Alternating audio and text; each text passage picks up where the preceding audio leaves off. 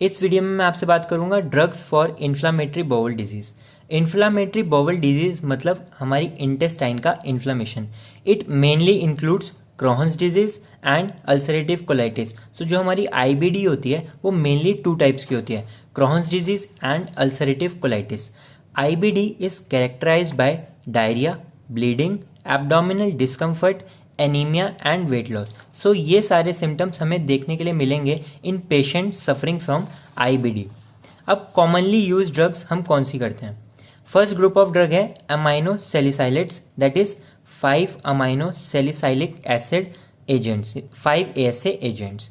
Drug of choice for ulcerative colitis is 5 ASA। देखिए IBD two types की थी, ulcerative colitis and Crohn's disease. So drug of choice for ulcerative colitis हमारी क्या रहती है? 5 ASA। अब जो हमारी 5 ASA है हमें कहाँ पे एक्ट कराना है? इंटेस्टाइन पे इसका एक्शन शो करना है। So to decrease absorption of 5 ASA in stomach it is combined with other chemical substances. हम 5 ASA को अदर केमिकल सब्सटेंसेज के साथ कंबाइन कर देते हैं जिससे 5 ASA का एब्जॉर्प्शन जो है स्टमक में कम हो जाता है और वो इंटेस्टाइन पे जाके एक्ट कर जाती है।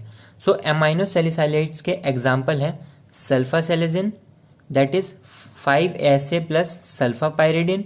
ऑल सेलेजिन जो है हमारा 5 ASA और 5 ASA के बीच में एजो बॉन्ड।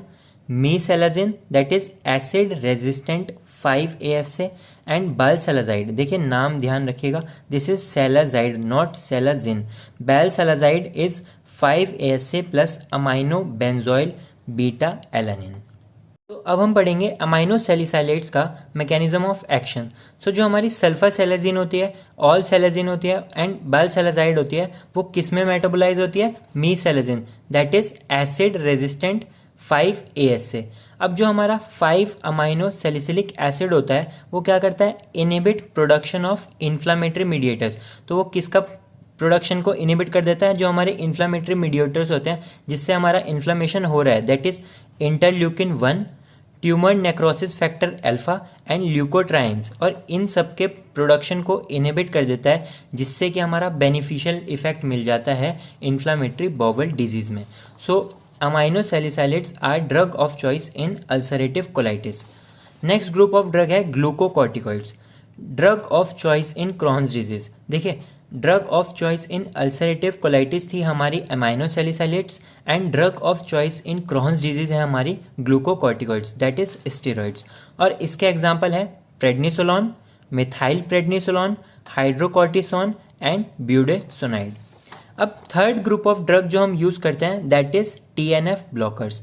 अब TNF ब्लॉकर्स के एग्जाम्पल हैं infliximab and adalimumab, used in severe cases of Crohn's disease and refractory ulcerative colitis. अब हम इस पॉइंट को समझते हैं। देखिए फर्स्ट चॉइस हमारी रहती है, ड्रग ऑफ चॉइस जो रहती है क्रॉन्स डिजीज में वो रहती है ग्लूकोकॉर्टिकॉइड्स, दैट इज स्टेरॉइड्स।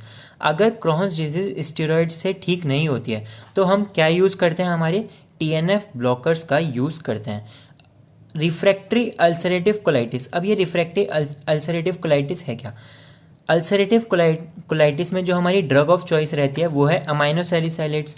अगर अमाइनो सैलिसाइलेट्स से ठीक नहीं होता है ulcerative colitis then second option रहता है हमारा ग्लूकोकॉर्टिकॉइड्स। और अगर ग्लूकोकॉर्टिकॉइड से भी अल्सरेटिव कोलाइटिस ठीक नहीं होता है तो हम उसको बोलते हैं रिफ्रैक्टरी अल्सरेटिव कोलाइटिस और तब हम देते हैं TNF ब्लॉकर्स। अब TNF ब्लॉकर्स के डिसएडवांटेजेस हैं, एक तो वो बहुत कॉस्टली है and it increases the risk of infections. Fourth group of drugs हैं एंटीबायोटिक्स और एग्जाम्पल है मेट्रोनिडाजोल, सिप्रोफ्लॉक्सासिन एंड क्लेरिथ्रोमाइसिन।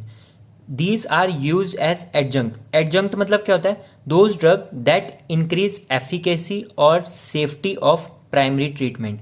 और प्राइमरी ट्रीटमेंट क्या होता है हमारा? हमारी अमाइनो सैलिसाइलेट्स हैं, TNF ब्लॉकर्स हैं या फिर हमारे ग्लूकोकॉर्टिकॉइड्स हैं, वो हमारे प्राइमरी ट्रीटमेंट में आ जाते हैं।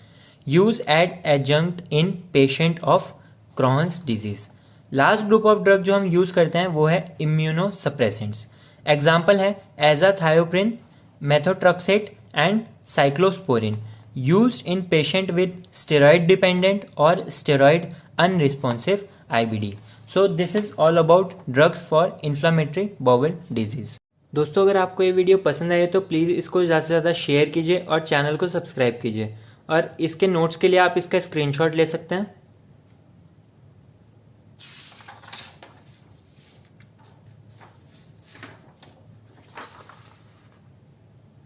Thank you.